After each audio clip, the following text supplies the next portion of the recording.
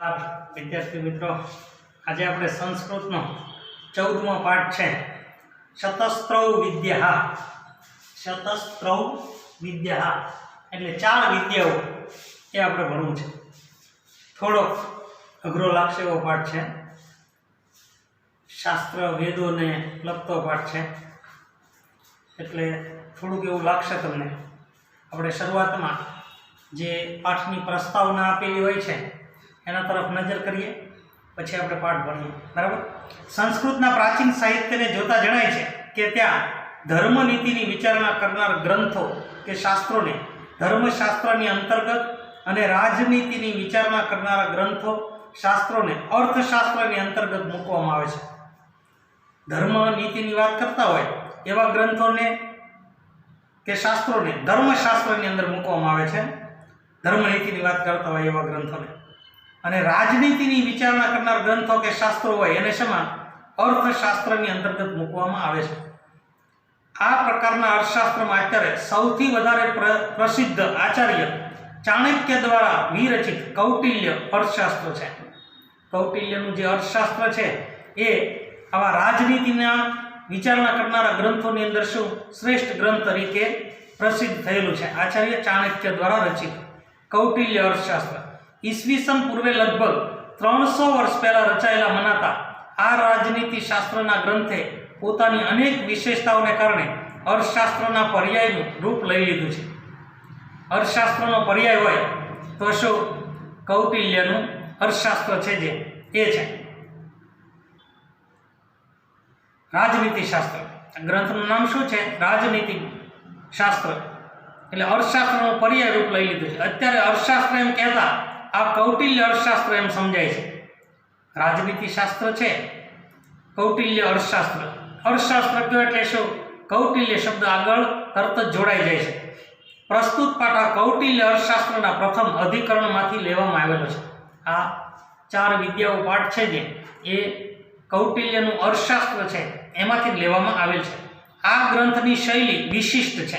મેં તમને અગાઉ પણ કીધું કે થોડો તમને અઘરો કદાચ લાગશે આ પાઠ। આમાં અમુક બાબતની ચર્ચામાં પ્રથમ તો પૂર્વ આચાર્યોના તે વિષયના મતોનો ઉલ્લેખ કરવામાં આવ્યો છે અને છેલ્લે આચાર્ય કૌટિલ્ય પોતાના મતને રજૂ કરે છે। પ્રસ્તુત ગદ્યાંશમાં વિદ્યાઓની વિચારણા કરવામાં આવી છે। આ પ્રસંગે પ્રથમ માનવ, બ્રાહસ્પત્ય અને ઔશનસ એ ત્રણ મતોને નોંધીને તે પછી કૌટિલ્ય પોતાનો મત રજૂ કર્યો છે। આ રીતે આ ગ્રંથમાં કૌટિલ્યની પૂર્વેના રાજનીતિ શાસ્ત્રના નિષ્ણાંતોના મત પણ સુરક્ષિત રહી શક્યા છે। રાજા પોતાની નૈસર્ગિક પ્રતિભાથી રાજકાર્યમાં સફળ થતો હોય છે। રાજા કોઈ પણ હોય એ પોતાની જે નૈસર્ગિક પ્રતિભા હોય, પોતાનામાં જે આવડત રહેલી હોય એના કારણે તે શું રાજકાજમાં એ સફળ રહેતો હોય છે। પણ જો તેને વધારે પ્રમાણમાં અને કાયમી ધોરણે સફળ થવું હોય તો તેણે વિદ્યાનો આશ્રય લેવો જોઈએ। કાયમી ધોરણે સફળ થવું હોય તો એમણે શું વિદ્યાનો આશ્રય લેવો જોઈએ।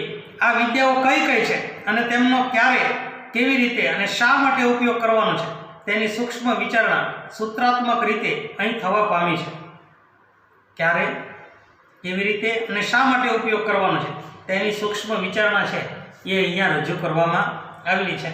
આપણે આ પાઠ છે એને ભણવાનો પ્રયત્ન છે એ કરીએ, બરાબર। અહીંયા જે આખો પાઠ છે એ મેં લખવાનો પ્રયત્ન કર્યો છે। આપણે જે દર વખતે જે કંઈ લખીએ છીએ એ રીતે જ લખેલો છે મેં। એ પહેલાં શબ્દશઃ એમની સંધિ છે છૂટી પાડવાની છે, પછી આપણે એના અર્થ સમજવાના છે અને ભાષાંતર ઉપર જવાનું છે। જો અહીંયા ચ છે, ચ ની આગળ શ છે તો શ નો શું થશે? વિસર્ગ, બરાબર। આ શ નો વિસર્ગ થઈ જશે એટલે આમ થશે દંડ નીતિ વત્તા ચેતી એમ છે, પણ ચેતીની સંધિ થશે। ચેતીની સંધિ કરીએ આપણે તો ચ વત્તા ઇતિ એમ થશે, બરાબર। એ જ સંધિ અહીંયા છે, જો દંડ નીતિ આ શ છે એનો વિસર્ગ થઈ જાય એટલે દંડ નીતિ અહીંયા ચ વત્તા ઇતિ અ વત્તા ઈ બરાબર એ થાય એટલે ચ વત્તા ઈ બરાબર ચે થાય, બરાબર। અહીંયા સંધિ જો દંડ નીતિ શબ્દ અહીંયા હતો, અહીંયા પણ છે, અહીંયા પણ છે। આ ર છે એમાંથી એ કાઢી લીધો એટલે એ કા એમ થઈ જશે। ર છે એમાંથી એ કાઢી લીધો, ર માંથી એ સ્વર દૂર કરી દીધો તો ર હલન થાય અને હલન ર નો શું થાય વિસર્ગ થાય એટલે ર નો વિસર્ગ થશે એટલે આમ થશે દંડ નીતિ વત્તા એકા આમ થશે બરાબર આગળ જોઈએ આપણે અહીંયા સંધિ છે પાછી એની તે દંડ નીતિ વાળી તે ચ ની આગળ શ આવ્યો ચ ની આગળ શ હોય તો એનો શું થઈ જાય વિસર્ગ એટલે દંડ નીતિ બરાબર અહીંયા જે આવ્યું વિસર્ગ દંડ નીતિ વત્તા ચ એમ થશે અહીંયા પાછો ચ ની સાથે એ છે અ વત્તા ઈ બરાબર એ થાય અહીંયા જે કર્યો હતો અ વત્તા ઈ બરાબર એ ચેતી તો જો અહીંયા ચેતી છે ચ માંથી તે ઈ કાઢી લીધો અ વત્તા ઈ બરાબર એ થાય તો ચ લખ્યો વત્તા ઈ નીકળશે અહીંયા તો આ ય છે એમાંથી આ કાઢી લીધો યમાં કયો સ્વર છે આ યમાં આ સ્વર છે આ કાઢી લીધો એટલે આન્વિક્ષિકી એમ થશે યમાંથી આ કાઢી લીધો તો ય હલન થઈ ગયો હલન તો ય નો શું થશે ઈ એટલે આ ક સાથે જોડાય એટલે શું થયું તી એટલે અહીંયા ચ વત્તા માંથી ઈ નીકળ્યો એટલે ઈથી વત્તા આન્વિક્ષિકી એમ થશે પછી ધર્મ આમાંથી અ નીકળે એટલે શું અધર્મ ઓ નો શું થાય વિસર્ગ ધર્મ વત્તા અધર્મ ઓ નો શું થાય વિસર્ગ અહીંયા જોઈ લઈએ અર્થ વત્તા આમાંથી શું નીકળશે અ એટલે અનર્થ ઓ નો શું થઈ જાય અહીંયા તે વિસર્ગ તો આમાં સંધિ કરવી હોય તો અર્થ વત્તા અનર્થ એમ પણ કરી શકાય ઓ છે ને એટલે એનો વિસર્ગ થાય અહીંયા બલા બલે છે તો બલ વત્તા અબલે બરાબર બલ વત્તા અબલે અ વત્તા અ બરાબર અહીંયા ચ છે ચ માંથી તે એ કાઢી લીધો આપણે અ વત્તા એ બરાબર અહીં થાય અ વત્તા એ બરાબર અહીં થાય એટલે ચ વત્તા એ બરાબર ચૈ પછી અહીંયા જોઈએ આપણે સંધિ ઓ છે તો આમાં પણ અ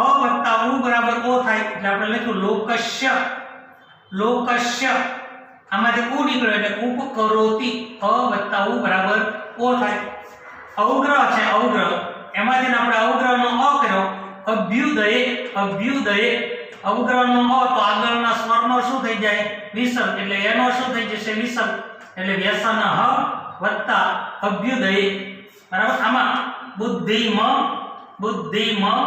મ કોનો લખ્યો એટલે એમાંથી તે અ નીકળશે અવસ્થાપયતિ મ માંથી અ કાઢી લીધો અવસ્થાપયતિ મ હલન થઈ ગયું અહીંયા જો પ્રજ્ઞા પછી વાક્ય ક્રિયા પછી વૈશારદ્યમ એમ છે અહીંયા સામ આ મ માંથી તે અ કાઢી લો તો ગ અડધો એનો ક થાય બરાબર એટલે યક એમ થશે બરાબર રૂક આ ર છે ને ર એ આની પછી બોલાય સામર્ગ્ય એમ થાય એટલે ર છે એ આની સાથે જોડાશે અહીંયા સામ એક શબ્દ થયો પછી આ ર અડધો બરાબર એની સાથે આ અ છે આમ એને જોડીએ તો રૂ થયું રૂ પછી ગ નો અડધો ગ હોય તો શું થઈ જાય ક એટલે રૂક એટલે કે ઋગ્વેદ પછી આ યજુ આ ર નો વિસર્ગ થઈ જાય યજુ પછી વેદ આ ત્રણેય માટે વપરાય એટલે સામવેદ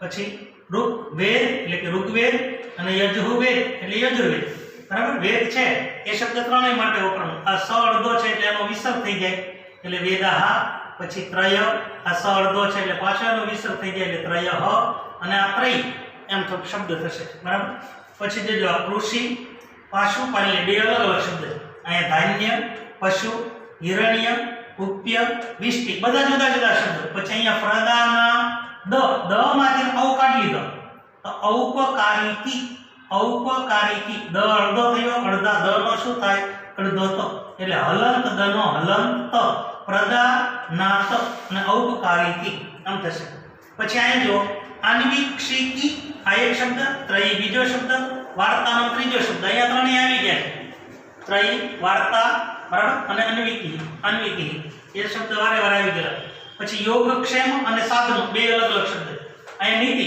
આ ર છે ઉપર ર નો વિસર્ગ થઈ જશે એટલે નીતિ બરાબર આનો વિસર્ગ અને દંડ નીતિ એ બે અલગ અલગ શબ્દ રેડી આપણે આના શબ્દોના અર્થ સમજવા માટે આગળ જઈએ હવે ત્રય એટલે ત્રણ થાય ત્રય એટલે શું ત્રણ પણ ત્રણ વેદ કયા વેદ ત્રણ તો અહીંયા આપેલા છે સામવેદ ઋગ્વેદ અને યજુર્વેદ ત્રણ વેદ મેં અહીંયા લખેલું છે જો ઋગ્વેદ સામવેદ અને યજુર્વેદ આ ત્રણ વેદ ત્રય એટલે ત્રણ વેદ.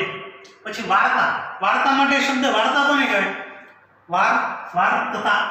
વાર્તતા એમ શબ્દ છે તો બે છે બરાબર. વાર્તતા એમ તો એ પશુપાલન કરવા વાળા હોય. જોજો, કૃષિને લગતી વિદ્યા હોય, ખેતીને લગતી વિદ્યા હોય, પશુપાલનને લગતી વિદ્યા હોય કે વેપાર વાણિજ્યને લગતી વિદ્યા હોય બરાબર. એનું જ્ઞાન આપતી જે વિદ્યા હોય એને શું કહેવાય? વાર્તતા કહેવાય. એટલે કૃષિ, પશુપાલન તથા વેપાર વાણિજ્યનું જ્ઞાન આપતી વિદ્યા એટલે શું? વાર્તા. અને દંડ નીતિ. જોજો, ચાર વિદ્યાઓ ભણવાની છે. ત્રણની વાત અહીંયા કરી. ત્રયી એટલે કે ત્રણ વેદ એટલે પહેલી વિદ્યા. ત્રણ વેદ એટલે કયા? તો કે ઋગ્વેદ, સામવેદ અને યજુર્વેદ. ત્રણ વેદને લગતી વિદ્યા. ત્રય એટલે કે ત્રણ, પણ ત્રણ વેદ. વેદ એટલે કયા? ઋગ્વેદ, સામવેદ અને યજુર્વેદ. ઋગ્વેદ, સામવેદ અહીં લખ્યું, સામવેદ, ઋગ્વેદ અને યજુર્વેદ બરાબર. ત્રણ વેદ. વાર્તા. વાર્તા એટલે શું? વાર્તા. વાર્તા એટલે શું? તો કે ખેતી, પશુપાલન અને વેપાર વાણિજ્યની જ્ઞાન આપતી વિદ્યા એટલે શું? વાર્તા. ચ એટલે અને દંડ નીતિ એટલે કે અપરાધીને દંડ આપવાની નીતિ હોય તે. કોઈ પણ અપરાધ કર્યો હોય એ વ્યક્તિને દંડ આપવાની નીતિ એટલે શું? દંડ નીતિ બરાબર. એટલે અપરાધીને દંડ આપવાની નીતિ હોય તે નીતિ એટલે એમ. માનવહા એટલે માનવો કહે છે. માનવહા એટલે માનવો. માનવો એટલે જે મનુના વંશજો છીએ આપણે બધા એ. એટલે મનુના વંશજો છે એ માનવો કહે છે. શું? ત્રણ વેદ છે. પછી વાર્તા એટલે કે કૃષિ પશુપાલન અને વેપાર વાણિજ્યનું જ્ઞાન આપતી વિદ્યા એ. અને અપરાધીને દંડ આપવાની નીતિ હોય એમ માનવો કહે છે. એટલે આ ત્રણ છે એ વિદ્યાઓ થઈ છે બરાબર. આગળ જોઈએ આપણે. વાર્તા એટલે કે અહીંયા શબ્દ છે જે આપેલો છે, જે આપણે વાર્તા એનો અર્થ એનો યાદ લઈએ આપણે તો વાર્તા બરાબર. વાર્તા. ચ એટલે અને દંડ નીતિ એટલે દંડ નીતિ હોય. ઇતિ એટલે એમ. બ્રાહસ્પત્ય એટલે બ્રાહસ્પત્યો કહે છે. બ્રાહસ્પત્ય એટલે શું? તો કે બૃહસ્પતિના વંશજો. બૃહસ્પતિના વંશજો એટલે બૃહસ્પતિ એટલે કોણ? તો કે બ્રહ્મા. બૃહસ્પતિ એટલે કોણ? બ્રહ્મા. એના વંશજો એટલે કે બ્રાહસ્પત્યો એ એમ કહે છે શું? કે વાર્તા એટલે શું? કૃષિ, પશુપાલન તથા વેપાર વાણિજ્યનું જ્ઞાન આપતી વિદ્યા અને દંડ નીતિ હોય. આ બે તો હોય જ એવું કોણ કહે છે? બ્રાહસ્પત્યો કહે. માનવો શું કહે છે? કે ત્રણ વેદ બરાબર. વાર્તા અને અપરાધીને દંડ આપવાની નીતિ હોય એમ માનવો કહે છે. માનવો આ ત્રણ વિદ્યાની વાત કરે છે. બ્રાહસ્પત્યો એટલે કે બૃહસ્પતિ બ્રહ્માના જે વંશજો છે એ વાર્તા અને દંડ નીતિ હોય એમ બ્રાહસ્પત્યો કહે છે. એ બે વિદ્યાની વાત કરે છે. પછી જોજો, દંડ નીતિ એકા વિદ્યા એટલે દંડ નીતિ જ એક વિદ્યા છે. દંડ નીતિ એકા વિદ્યા એટલે દંડ નીતિ જ એક વિદ્યા છે. ઇતિ એમ. ઔષણશાહ એટલે ઉષ્ણસના શિષ્યો કહે છે બરાબર. ઉષ્ણસના શિષ્યો એમ કહે છે કે ભાઈ દંડ નીતિ એક જ વિદ્યા છે બરાબર, એવું કહે છે. ચતસ્ત્ર એવ વિદ્યા ઇતિ કૌટિલ્ય. પણ કૌટિલ્ય કહે છે, કૌટિલ્ય શું કહે છે? કૌટિલ્ય કહે છે કે ચતસ્ત્ર એવ વિદ્યા એટલે ચાર વિદ્યા છે બરાબર. કૌટિલ્ય એમ કહે છે, કૌટિલ્ય એમ કહે છે ચાર જ વિદ્યા છે. એટલે ચાર જ વિદ્યા છે એમ કૌટિલ્ય કહે છે. એટલે આપણો જે પાઠ જેમાંથી લેવામાં આવેલો છે એ કૌટિલ્ય રચિત અર્થશાસ્ત્ર, રાજનીતિ શાસ્ત્ર છે અને અર્થશાસ્ત્ર કૌટિલ્યનું અર્થશાસ્ત્ર છે. એમાંથી જે પાઠ લેવામાં આવ્યો છે તો એમાં કૌટિલ્ય શું કહે છે? એમ કહે છે કે ચાર જ વિદ્યા છે એમ કૌટિલ્ય કહે છે. એ ચાર વિદ્યા છે એવું કહે છે. અહીંયા સુધીની વાત હું ફરી એક વખત તમને કહી દઉં કે માનવો બધા શું કહે છે કે ત્રય એટલે કે ત્રણ વેદ. કયા? તો કે સામવેદ, ઋગ્વેદ અને યજુર્વેદ. ત્રણ વેદ. પછી વાર્તા એટલે શું?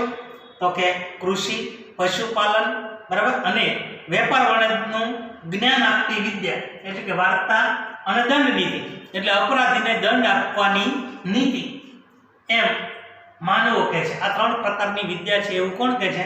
માનવો કહે છે. પછી બૃહસ્પત્યો, બૃહસ્પતિના જે વંશજો છે એ શું કહે છે કે વાર્તા અને દંડ નીતિ હોય એમ બૃહસ્પત્યો કહે છે, એ એવું કહે છે. જ્યારે ઉષ્ણસના શિષ્યો શું કહે છે, એક જ નીતિ હોય, દંડ નીતિ જ એક વિદ્યા છે. દંડ નીતિ એવ દંડ નીતિ એકા વિદ્યા ઇતિ ઔષ્ણસા, એટલે દંડ નીતિ જ એક વિદ્યા છે એમ ઉષ્ણસના શિષ્યો કહે છે. બરાબર. જ્યારે કૌટિલ્ય કહે છે કે ચાર જ વિદ્યા છે, ચાર જ વિદ્યા છે એમ કૌટિલ્ય કહે છે. તાહા ચ આન્વીક્ષિકી ત્રયી વાર્તા દંડ નીતિ ચ, એટલે અને તે ભાઈ ચ એટલે અને, તાહા એટલે તે, અને તે આન્વીક્ષિકી જોજો, ચાર એટલે કઈ ચાર વિદ્યા કઈ અને તે કૌટિલ્ય એમ કહે છે ચાર જ વિદ્યા છે, અને તે એટલે ચાર વિદ્યા, અને તે ચાર વિદ્યા કઈ તો કે આન્વીક્ષિકી આ એક, પછી ત્રયી જે અહીંયા આપેલું હતું એ એટલે કે ત્રણ વેદ, વાર્તા, બરાબર, વાર્તા એટલે કૃષિ પશુપાલન તથા વેપાર વાણિજ્યનું જ્ઞાન આપતી વિદ્યા એટલે કે વાર્તા અને દંડ નીતિ. એટલે આપણે કૌટિલ્ય છે એ ચાર વિદ્યાની વાત કરે છે. એ ચાર વિદ્યા એટલે કઈ છે તો કે આન્વીક્ષિકી, ત્રયી, વાર્તા અને દંડ નીતિ. રેડી? આ ચારની વાત કરે છે. હવે સાંખ્ય એક પ્રકારનું દર્શન શાસ્ત્ર છે, બરાબર. સાંખ્ય પછી યોગ એ પણ એક પ્રકારનું દર્શન શાસ્ત્ર છે. એટલે મેં અહીંયા સાંખ્ય લખ્યું, અહીંયા યોગ ન લખ્યું. આને દર્શન શાસ્ત્ર છે, આ પણ શું છે દર્શન શાસ્ત્ર. એટલે સાંખ્ય, યોગ અને ચ એટલે અને લોકાયતન એટલે કે ન્યાય શાસ્ત્ર, આ ત્રણેય ગ્રંથો છે. સાંખ્ય, યોગ અને લોકાયતન એટલે કે સાંખ્ય, દર્શન શાસ્ત્ર, ન્યાય શાસ્ત્ર એ આન્વીક્ષિકી છે. આ આન્વીક્ષિકી કોને કહેવાય? ત્રણની વાત તો કરી. ત્રયી એટલે ત્રણ વેદ. ત્રયી એટલે શું? ત્રણ વેદ. કયા તો કે ઋગ્વેદ, સામવેદ અને યજુર્વેદ. બરાબર. વાર્તા એટલે શું તો કે કૃષિ, પશુપાલન અને વેપાર વાણિજ્યનું જ્ઞાન આપતી વિદ્યા એટલે શું? વાર્તા. અને દંડ નીતિ એટલે અપરાધીને દંડ આપવાની નીતિ એટલે દંડ નીતિ. એ ત્રણની તો વાત કરી દીધી આપણે, બરાબર. ત્રયી, વાર્તા અને દંડ નીતિ. ચોથી આન્વીક્ષિકી, કૌટિલ્ય જે ચોથી વાત કરે છે, માનવ આ ત્રણની જ વાત કરે છે, ત્રણ જ વિદ્યા છે. પણ કૌટિલ્ય ચોથી વિદ્યાની જે વાત કરે છે એ કઈ છે? આન્વીક્ષિકી. તો આન્વીક્ષિકીમાં શું આવશે તો કે સાંખ્ય, દર્શન શાસ્ત્ર અને ન્યાય શાસ્ત્ર એ આન્વીક્ષિકી છે. આ ત્રણને આન્વીક્ષિકી કીધેલું છે. સાંખ્ય, દર્શન શાસ્ત્ર અને ન્યાય શાસ્ત્ર. જો ધર્મ અને અધર્મ ત્રયમાં એ ત્રણેય વેદમાં છે, બરાબર. ત્રણ વેદ છે, ત્રણેય વેદમાં શું છે? ધર્મ અને અધર્મ. બરાબર. અહીંયા લખ્યું ધર્મ અધર્મ ત્રયમાં, એટલે ધર્મ અને અધર્મ ત્રયમાં એટલે કે શું? ત્રણેય વેદમાં છે. ધર્મ અને અધર્મ ત્રણેય વેદમાં છે. પછી અર્થ અનર્થો વાર્તાયા. જો બે બાબતની વાત આવી ગઈ અહીંયા. આ ત્રયી એટલે કે ત્રણેય વેદમાં. પછી વાર્તામાં શું છે? અર્થ અનર્થ, અર્થ અને અનર્થ, અર્થ અને અનર્થ વાર્તાયા એટલે કે વાર્તા નામની વિદ્યામાં છે. અર્થ અને અનર્થ વાર્તા નામની વિદ્યામાં છે. પછી નયા અપનય એટલે ન્યાય અને અન્યાય દંડ નીત્યામાં એટલે દંડ નીતિમાં છે, બરાબર. ન્યાય અને અન્યાય દંડ નીત્યામાં એટલે દંડ નીતિમાં છે. ન્યાય અને અન્યાય દંડ નીતિમાં છે. ન્યાય અને અન્યાય દંડ નીતિમાં છે. રેડી? ફરી એક વખત કહું. આ શ્લોક પહેલો પેરેગ્રાફ છે એ અહીંયા સુધીનો. એક વખત હું ફરી પાછો બોલી જાઉં છું કે ત્રણ વેદ એટલે સામવેદ, ઋગ્વેદ અને યજુર્વેદ. વાર્તા એટલે શું? કૃષિ, પશુપાલન અને વેપાર વાણિજ્યનું જ્ઞાન આપતી વિદ્યા. અને અપરાધીને દંડ આપવાની નીતિ હોય એમ માનવો કહે છે. પછી વાર્તા અને દંડ નીતિ હોય એમ બૃહસ્પત્યો કહે છે. પછી દંડ નીતિ જ એક વિદ્યા છે એમ ઉષ્ણસના શિષ્યો કહે છે. કૌટિલ્ય એમ કહે છે, કૌટિલ્ય કહે છે ચાર જ વિદ્યા છે, અથવા કૌટિલ્ય ચાર જ વિદ્યા છે એમ કહે છે. કૌટિલ્ય ચાર જ વિદ્યા છે એમ કહે છે અને તે અન્વીક્ષિકી, ત્રયી, વાર્તા અને દંડનીતિ. સાંખ્ય, દર્શનશાસ્ત્ર અને ન્યાયશાસ્ત્ર એ અન્વીક્ષિકી છે. બરાબર. અન્વીક્ષિકી શું છે? તો કે સાંખ્ય, દર્શનશાસ્ત્ર અને ન્યાયશાસ્ત્ર. ધર્મ અને અધર્મ ત્રણેય વેદમાં છે. અર્થ અને અનર્થ વાર્તા નામની વિદ્યામાં છે. ન્યાય અને અન્યાય દંડ નીતિમાં છે. રેડી? આ પહેલો પેરેગ્રાફ થયો આપણો. રેડી?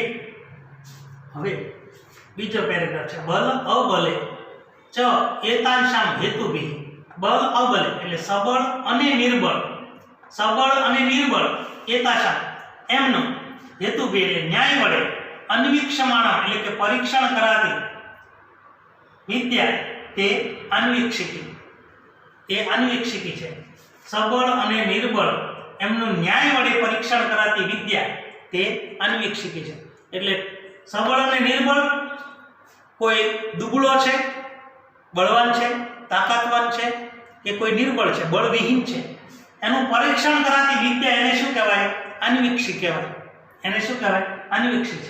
તે અન્વીક્ષિકી, સા અન્વીક્ષિકી એટલે કે તે અન્વીક્ષિકી લોકસ્ય ઉપકરોતિ લોકો પર ઉપકાર કરે છે. સા અન્વીક્ષિકી એટલે તે અન્વીક્ષિકી લોકસ્ય એટલે કે લોકો પર ઉપકરોતિ ઉપકાર કરે છે. વ્યસન એટલે કે આપત્તિમાં, ચ એટલે અને, અભ્યુદય એટલે કે ઉન્નતિમાં. આપત્તિમાં એટલે કે આફતમાં અને ઉન્નતિમાં એટલે કે પ્રગતિમાં. આફતમાં અને પ્રગતિમાં બુદ્ધિમાં અવસ્થાપ્યતિ એટલે નિર્ણયને સહજ રીતે સ્થાપિત કરે છે. આપત્તિમાં અને ઉન્નતિમાં, આપત્તિમાં અને ઉન્નતિમાં નિર્ણયને સહજ રીતે સ્થાપિત કરે છે. પ્રજ્ઞા એટલે કે બુદ્ધિ થાય. પ્રજ્ઞા એટલે પણ આપણો વિચાર જે હોય એ પણ પ્રજ્ઞા જ કહેવાય. એટલે કે વિચાર, વાક્ય એટલે કે વાણી અથવા વચન, વિચાર, વચન, ક્રિયા એટલે કર્મમાં રહેલી, વિચાર, વચન અને કર્મમાં રહેલી વૈશારદ્યમ એટલે કે નિપુણતાને, બરાબર, કરોતિ એટલે કે સંપન્ન બનાવે છે. વૈશારદ્યમ કરોતિ એટલે કે નિપુણતાને પૂરી કરે છે, સંપન્ન બનાવે છે. વિચાર, વચન, પછી અને શબ્દ છે એ અહીંયા લેવો પડશે. વિચાર, વચન અને કર્મમાં રહેલી નિપુણતાને સંપન્ન બનાવે છે અથવા સંપન્ન કરે છે. આ પેરેગ્રાફ છે એ પાછો ફરી એક વખત બોલી જાઉં. સબળ અને નિર્બળ એમનું ન્યાય વડે પરીક્ષણ કરાતી વિદ્યા તે અન્વીક્ષિકી છે. તે અન્વીક્ષિકી લોકો પર ઉપકાર કરે છે. આપત્તિમાં અને ઉન્નતિમાં નિર્ણયને સહજ રીતે સ્થાપિત કરે છે. વિચાર, વચન અને કર્મમાં રહેલી નિપુણતાને, વિચાર, વચન અને કર્મમાં રહેલી નિપુણતાને સંપન્ન બનાવે છે. હવે ત્રણ પંક્તિ છે, જોજો. સામ, ઋગ, યજુર એટલે કે સામવેદ, ઋગ્વેદ અને યજુર્વેદ. ત્રય ત્રયી એ ત્રણ ત્રયી છે. સામવેદ, ઋગ્વેદ અને યજુર્વેદ એ ત્રણ ત્રયી છે. ત્રય્યા હિ રક્ષિતો લોક. ખરેખર ત્રયી વડે, ત્રય્યા એટલે કે ત્રયી વડે, રક્ષિતો એટલે કે રક્ષાય, લોક એટલે સમાજ, પ્રસિદ્ધતિ એટલે પ્રસન્ન રહે છે. ખરેખર ત્રયી વડે રક્ષાયેલ સમાજ પ્રસન્ન રહે છે. ન સિદ્ધતિ દુઃખી થતો નથી. ન સિદ્ધતિ એટલે દુઃખી થતો નથી. સામવેદ, ઋગ્વેદ અને યજુર્વેદ એ ત્રણ ત્રયી છે. ખરેખર ત્રયી વડે રક્ષાયેલ સમાજ પ્રસન્ન રહે છે, દુઃખી થતો નથી. આ ત્રણ વેદો છે, ઋગ્વેદ, સામવેદ, ઋગ્વેદ અને યજુર્વેદ એ ત્રયી છે. બરાબર. ત્રયી એટલે કે ત્રણ વેદ. ખરેખર ત્રયી વડે રક્ષાયેલ સમાજ, ત્રયી વડે એટલે કોના? આ ત્રણ વેદો વડે રક્ષાયેલ સમાજ પ્રસન્ન રહે છે. પ્રસિદ્ધતિ એટલે કે પ્રસન્ન રહે છે. ન સિદ્ધતિ દુઃખી થતો નથી. કૃષિ પાશુપાલ્ય વણિજ્યા ચ વાર્તા.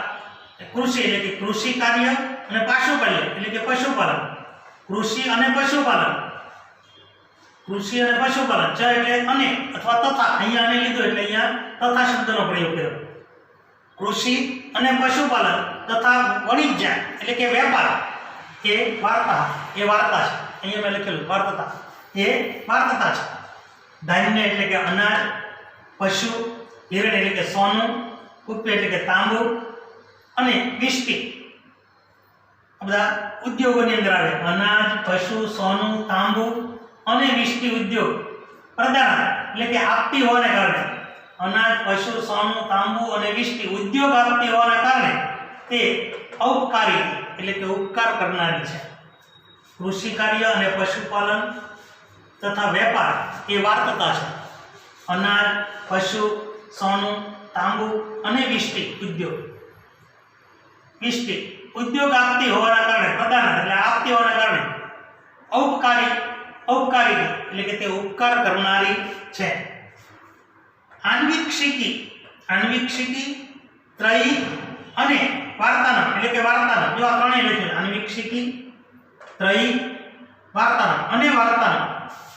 જ્ઞાન આપતી વિદ્યાના આ આપણે કૌંસમાં લખ્યું છે યોગક્ષેમ સાધનો એટલે યોગક્ષેમના સાધન વાળો દંડ હોય એટલે કે દંડ છે. આન્વિક્ષિકી, ત્રયી અને વાર્તાનું જ્ઞાન આપતી વિદ્યાના યોગક્ષેમના સાધન વાળો દંડ હોય એટલે કે દંડ છે. તસ્ય નીતિ દંડ નીતિ તેની નીતિ દંડ નીતિ છે અને તેની નીતિ છે એ કઈ છે?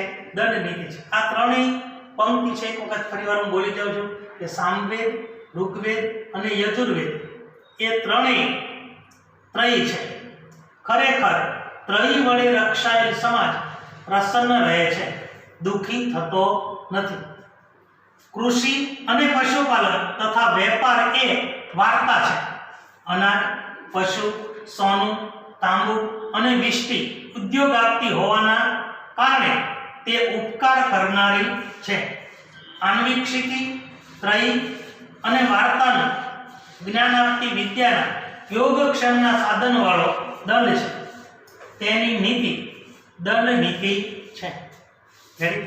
અહીંયા આટલું કરાવડાવ્યું. આગળ હું પાછો લખીને રાખું છું. આગળ આપણે ચ એટલે અને, સા એટલે તે, અને તે એટલે શું? દંડ નીતિ. અને તે દંડ નીતિ અલબ્ધ લાભાર્થા એટલે કે અપ્રાપ્ત વસ્તુને મેળવી આપનાર. અને તે દંડ નીતિ અપ્રાપ્ત વસ્તુને મેળવી આપનાર. પછી લબ્ધ પરિરક્ષણ એટલે કે લબ્ધ એટલે કે પ્રાપ્ત વસ્તુનું પરિરક્ષણ એટલે કે રક્ષણ કરનારી. અને તે દંડ નીતિ અપ્રાપ્ત વસ્તુને મેળવી આપનાર, પ્રાપ્ત વસ્તુનું રક્ષણ કરનારી. કૌંસમાં લખ્યું અને રક્ષિત એટલે કે રક્ષાયેલા, વિવર્ધની એટલે કે રક્ષાયેલાને વધારનારી. પણ રક્ષાયેલા શું હોય? તો કે લાભ કે કોઈ પણ વસ્તુ એટલે આપણે આમ લખ્યું અને રક્ષાયેલા લાભ કે વસ્તુને વિવર્ધની એટલે કે વધારનારી. વૃદ્ધસ્ય એટલે કે વૃદ્ધિ પામેલાને. તીર્થેશુ એટલે કે તીર્થરૂપ સ્થળોમાં. આ અને છે અહીંયા લેવો પડશે, આ અને છે અહીંયા લેવો પડશે એટલે આમ થશે અને વૃદ્ધિ પામેલાને તીર્થરૂપ સ્થળોમાં પ્રતિપાદની એટલે કે પ્રસ્થાપિત કરી આપનારી છે. એટલે આમ થયું આનું ગુજરાતી. આ પ્રથમ પંક્તિ છે અને ગુજરાતી આમ થયું અને તે દંડ નીતિ અપ્રાપ્ત વસ્તુને મેળવી આપનાર, પ્રાપ્ત વસ્તુનું રક્ષણ કરનારી અને રક્ષાયેલા લાભ કે વસ્તુને વધારનારી અને વૃદ્ધિ પામેલાને તીર્થરૂપ સ્થળોમાં પ્રસ્થાપિત કરી આપનારી છે. તસ્યામ એટલે કે તેમાં લોકયાત્રા આયત્તા એટલે કે તેમાં લોક વ્યવહાર, આયત્તા એટલે રહેલો છે, તેમાં લોક વ્યવહાર રહેલો છે. તસ્માત એટલે તેથી, લોકયાત્રાર્થી એટલે કે પ્રજાના હિતનો વિચાર કરનાર વ્યક્તિએ, તેથી લોકયાત્રાર્થી રાજા માટે શબ્દ પ્રયોગ છે. તેથી પ્રજાના હિતનો વિચાર કરનાર રાજા એટલે કે રાજાએ નિત્યમ એટલે સતત, દંડ એટલે કે દંડ, ઉદ્યત એટલે કે આપવામાં તૈયાર, શાદ એટલે કે રહેવું જોઈએ. તેથી પ્રજાના હિતનો વિચાર કરનાર રાજાએ દંડ આપવામાં સતત તૈયાર. આ બેની વચ્ચે સતત શબ્દ મૂકવો પડશે. દંડ આપવામાં સતત તૈયાર રહેવું જોઈએ. આમ ગુજરાતી આખો પેરેગ્રાફ છે એનો ગુજરાતી એક વખત બોલી જાઓ. અને તે દંડ નીતિ અપ્રાપ્ત વસ્તુને મેળવી આપનાર, પ્રાપ્ત વસ્તુનું રક્ષણ કરનારી અને રક્ષાયેલા લાભ કે વસ્તુને વધારનારી અને વૃદ્ધિ પામેલાને તીર્થરૂપ સ્થળોમાં પ્રસ્થાપિત કરી આપનારી છે. તેમાં લોક વ્યવહાર રહેલો છે. તેથી પ્રજાના હિતનો વિચાર કરનાર રાજાએ દંડ આપવામાં સતત તૈયાર રહેવું જોઈએ. રાજા, બે પંક્તિ બાકી છે.